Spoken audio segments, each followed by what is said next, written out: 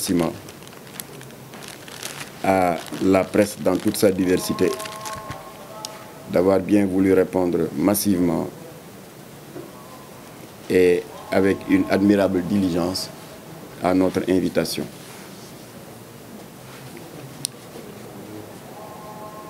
Je voudrais auparavant, au nom du bureau exécutif de Jamra présidé par Imam Massamba Diop, vous demander à travers vos médias de relayer les remerciements sincères du bureau exécutif à toutes les autorités religieuses qui ont bien voulu depuis hier compatir, mais également nous témoigner de leur sollicitude.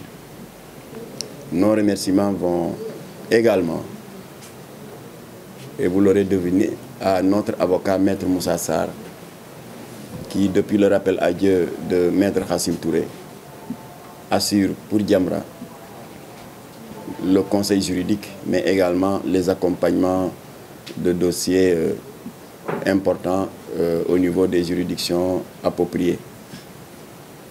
Il était avec moi aujourd'hui dans les locaux de la DIC, parce que vous n'êtes pas sans savoir que l'article 5 du règlement de l'UMOA, aussi bien que l'article 55 du Code de procédure pénale, permet à un sujet devant faire, à un citoyen devant faire l'objet d'une audition auprès des responsables, des enquêteurs de la police ou de la gendarmerie, de se faire assister par son avocat.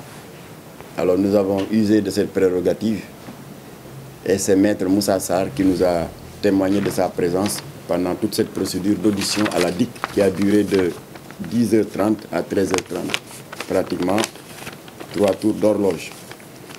Alors nous voudrions rassurer les amis sympathisants et militants de Jamra et de Mbagnigatch et de And Samm Jikko Yi également, parce que Imam Ababacar Mboup nous a témoigné de sa présence au nom de tous les leaders, des 105 leaders, des 105 organisations de And Samm Jikko Yi. Alors nous disons donc une fois que notre posture a été bien mise en évidence, nous avons vu que l'opinion s'attendait à ce qu'on leur explique les raisons pour lesquelles nous avons été convoqués à la DIC. Et donc nous rassurons les militants, les sympathisants et les amis de Jamra que nous n'avons pas été convoqués pour des problèmes de trafic de faux billets. Jamra ne fait pas de trafic de passeports diplomatiques, encore moins de trafic de faux médicaments ou encore de trafic de drogue. Nous avons été appelés dans le cadre de ce que l'on appelle dans le jargon des enquêteurs, dans le cadre de l'éclaircissement d'un phénomène de deep fake, qui, comme vous le savez, est une nouvelle notion en matière de nouvelles technologies de l'information et de la communication, consistant à manipuler de manière malveillante des enregistrements audio ou vidéo pour faire dire à des gens ce que ces personnes n'ont jamais dit. Alors, je vous avais appelé ici de retour du dépôt de notre plainte le jeudi 29 auprès du procureur de la République pour vous expliquer les raisons pour lesquelles nous avons été amenés à déposer une plainte relativement à des aveux terrifiants de certaines Miss qui étaient des concurrentes dans le cadre du concours Miss Sénégal, des aveux concordants émanant de plusieurs Miss, de Kolda, Miss de Matam, Miss de Saint-Louis, Miss de Thiès, etc. Et à un moment donné, dans mon exposé, Jamra avait dit qu'il était de la plus grande importance que le procureur prenne en charge ce scandale de cette mafia de comité d'organisation de Miss Sénégal, dans la mesure où cet aveu de Sokhna Binta Dione a eu un effet boule de neige dans la mesure où les langues se sont déliées au point que les Miss ont commencé à faire des aveux alors qu'elles ne se connaissent pas entre elles et qu'elles n'ont pas compati dans la même édition de concours. Et le plus scandaleux, j'avais souligné, c'est le cas d'une Miss de Saint-Louis, je crois, qui a révélé avoir été engrossée par un ministre du président Macky Sall. Alors donc c'est ce passage-là que les manipulateurs malveillants d'enregistrement vidéo ont récupéré pour enlever le mot ministre. Si bien que quand vous collez les deux extrémités de la vidéo, eh bien ils nous attribuent des propos comme quoi que c'est le président Macky Sall qu'on visait, alors que nous avions parlé d'un ministre du président Macky Sall. Donc la volonté de nuire est manifeste. Parce que vous, de la presse, vous connaissez parfaitement la problématique de l'article 80 du Code pénal en matière d'outrage au chef de l'État, d'offense au chef de l'État. Donc la volonté de nuire était manifeste. Mais malheureusement, ça s'est retourné contre eux, en ce sens que pour cette affaire, et c'est l'occasion de le préciser, ce n'est pas Jamra qui a déposé plainte, mais c'est le procureur qui s'est autosaisi. Il a imputé le dossier à la direction de la police judiciaire, lequel l'a transmis à son démembrement, qui est la division des investigations criminelles. Et le dossier a finalement atterri sur la table du commissaire Diko de la brigade des affaires générales. C'est lui-même qui m'a convoqué. Notre discussion s'est passée de manière très cordiale. Ils m'ont accueilli avec beaucoup de respect.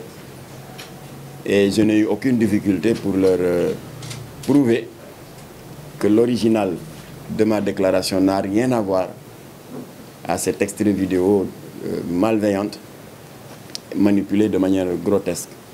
Ils ont donc les deux versions. Et au moment où je vous parle, ils ont rédigé ce qu'ils appellent dans leur jargon une réquisition adressée à la DSC, la division spéciale de la cybercriminalité. Et dès demain, mardi, le 30, la division de la cybercriminalité va se mettre à la tâche pour tenter de remonter la source de cette manipulation malveillante.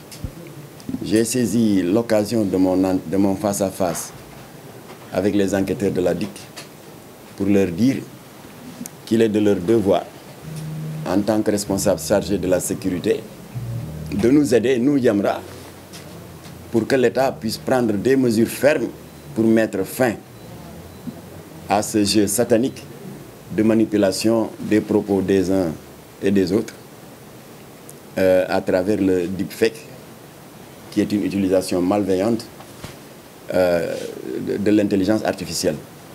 En ce sens que nous avons donné l'exemple que pour aujourd'hui, c'est un petit et modeste Mame Mactar Gueye qui a été l'objet de cette manipulation malveillante. Mais imaginez un jour que cette manipulation touche les propos d'un khalife général, en lui faisant dire quelque chose de négatif contre un autre khalife général. Vous imaginez les dégâts que ça peut faire dans ce pays.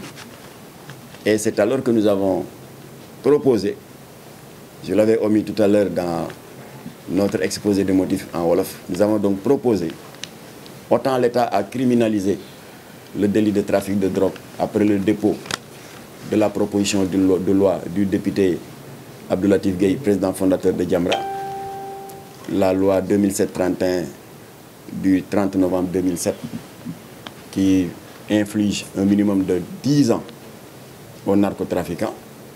Autant la loi 2020-05 du 10 janvier 2020 a criminalisé le viol. De la même manière, nous demandons une criminalisation des deepfakes. Voilà, donc nous avons remis notre requête aux responsables des enquêtes de la DIC, mais il y a un travail de terrain qui va se poursuivre avec les équipes dont je vous ai parlé, Jamra et autres, mais surtout And Samm Jikko Yi, parce que nous sommes tous à l'intérieur et c'est coordonné par Seigne Babacar Mboup. Donc il a une nouvelle miche de pain sur sa planche, Seigne Babacar Mboup, en plus de son combat perpétuel, légitime, pour la criminalisation des LGBT. Alors maintenant, je crois qu'il doit rajouter à son tableau de bord la criminalisation des deepfakes.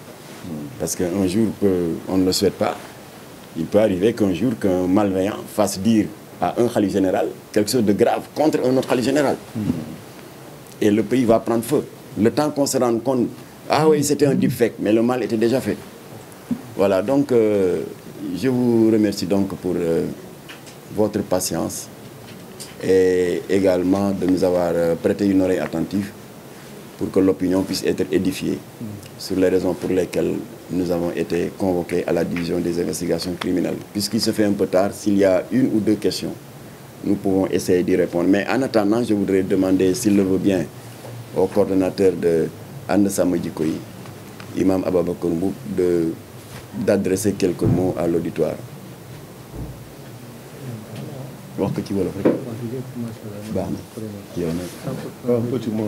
Bon, Imam Ababacar Mboup, il est extrêmement modeste. Il considère que ce qui devait être dit a été dit. Mais nous allons demander à Imam Moustapha Diop, le coordinateur de Mbagne Gadji, de dire quelques mots au nom du président exécutif de Jamra, Imam Massamba Diop. C'est ça. C'est tout juste pour rendre grâce à Allah subhanahu wa ta'ala qui nous a permis, par sa science immense, de détecter ce deepfake qui pouvait être extrêmement grave pour l'ONG Jamra. Feu Abdoulaye Gueye avait l'habitude de dire, il aimait souvent citer ce verset de Al Imran, à la sourate verset 54. Wa makaru wa makarullah wallahu khayrul makirin. Ils ont comploté et Allah a comploté. Allah est le meilleur comploteur. Ils ont comploté pour mettre Jamra, l'ONG Jamra, dans le saldra. Allah a comploté contre ces personnes-là. Et voilà, Inch'Allah, ils seront démasqués par nos vaillants soldats de la cybercriminalité. Donc nous rendons grâce à Allah subhanahu wa ta'ala. Et de rappeler, comme l'a dit Mamaktar Gueye, le combat de Jamra, c'est le combat des khalifes généraux de ce pays.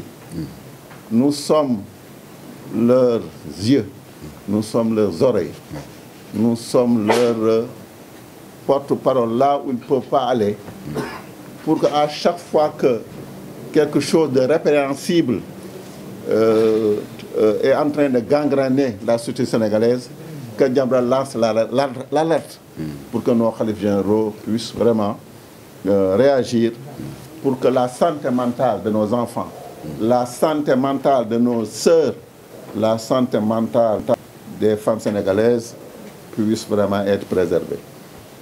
Donc nous rendons grâce à Allah subhanahu wa ta'ala et nous disons encore aux Sénégalais que Jamra n'est là que pour exécuter les missions que nos khalifes, nos vaillants khalifes, qui ne peuvent pas être partout, qui ne peuvent pas tout voir, qui ne peuvent pas peut-être tout lire, que Jamra est un lanceur d'alerte.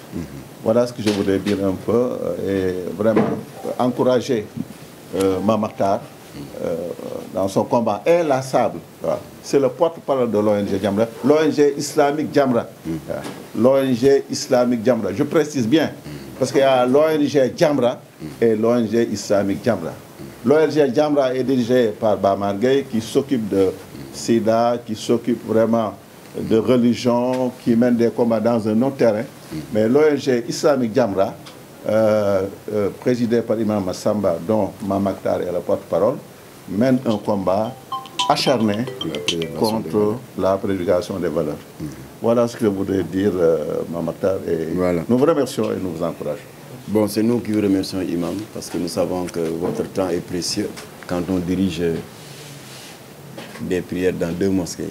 Il n'est pas évident qu'il aurait pu nous consacrer quelques minutes en participant à ce face-à-face avec la presse. Donc, Il me semble donc, puisqu'il n'y a pas de questions, il me semble que tout est clair et que vous avez bien compris. Voilà, donc nous vous souhaitons une bonne soirée et vous demandons de faire preuve d'une extrême vigilance face à ceux qui veulent mettre le feu dans ce pays en passant par nous. Mais ils ne réussiront pas, Inch'Allah. Salam alaikum wa rahmatullah. Masha Allah.